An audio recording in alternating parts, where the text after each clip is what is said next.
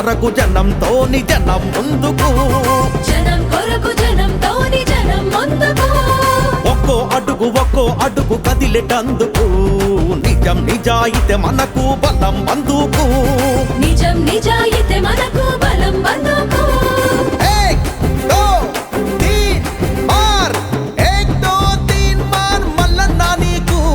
జనం తోడు ఉంది చూడు కథం తొక్కుతూ, నటు నటు నటు నటు నటు ముందుకు, జనం కొరకు జనంతోని జనం ముందుకు.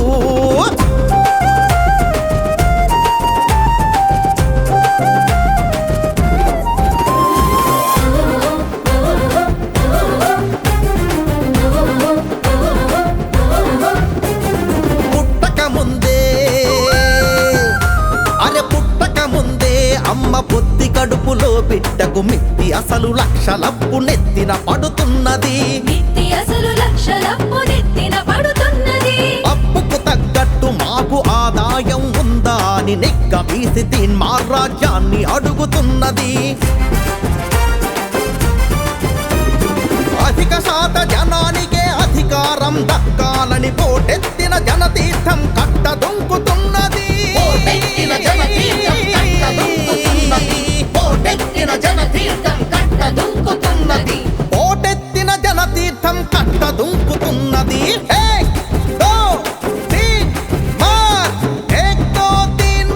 మల్లన్న నీకు జనం తోడు ఉంది చూడు కథం తొక్కుతూ, అరే అటు ఉండటు ఉండటు ఉండటు నటు ముందుకు, జనం కొరకు జనంతోని జనం ముందుకు.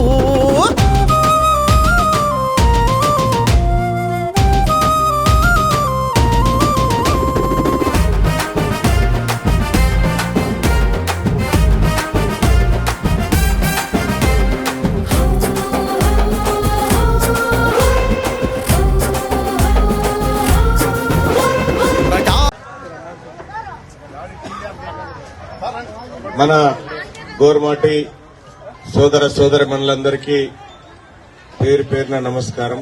ఇవాళ సంత్ సేవాలాల్ మహారాజ్ ఏదైతే జన్మదినం ఉందో ఈ జన్మదినం సందర్భంగా నన్ను ఇక్కడికి ఆహ్వానించినటువంటి నిర్వహణ కమిటీ సభ్యులకు అందరికీ కూడా ధన్యవాదాలు తెలియజేస్తూ,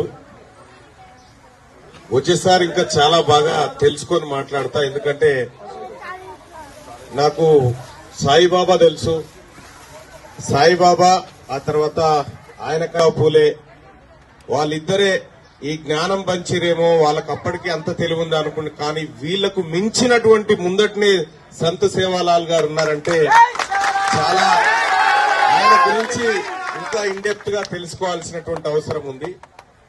మరొక విషయం ఏంటంటే, మన తాతనో నాయనమ్మనో చనిపోతే 6 నెలల్లో మర్చిపోతాం, మనం 6-7 నెలలు మర్చిపోతాం.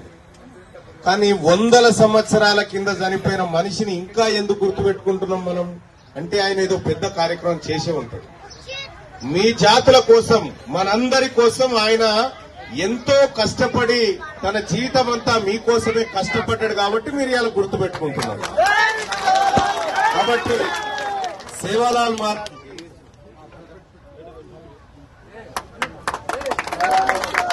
సేవాలాల్ మహారాజు ఈ దేశంలో ఉన్నటువంటి ఒక గోర్మాటి బిడ్డలకే కాదు,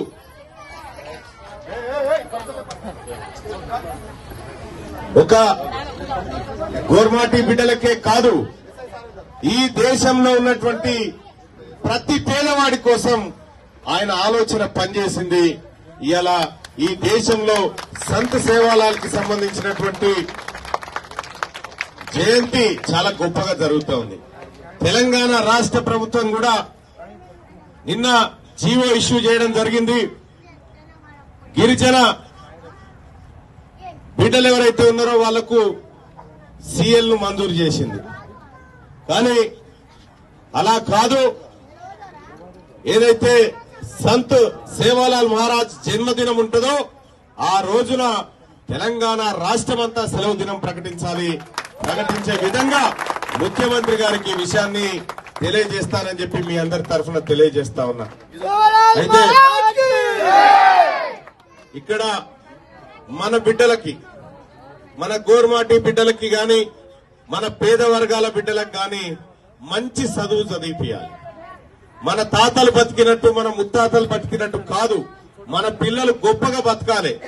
బతికితే ఎట్లా బతకాలి? సేవాలాల్ మహారాజ్ లెక్క బతకాలి. అది బతుకు. ఇక ఆ తర్వాత మనలో చాలా మంది పిల్లలకు కూడా నేను చెప్పదలుచుకున్నా, చదవకుండా చిన్న చిన్న ఆటోలు నడుపుకుంటూ, చిన్న చిన్న మేస్త్రి పని చేసుకుంటూ, ఇవన్నీ కాదు మన బతుకులు.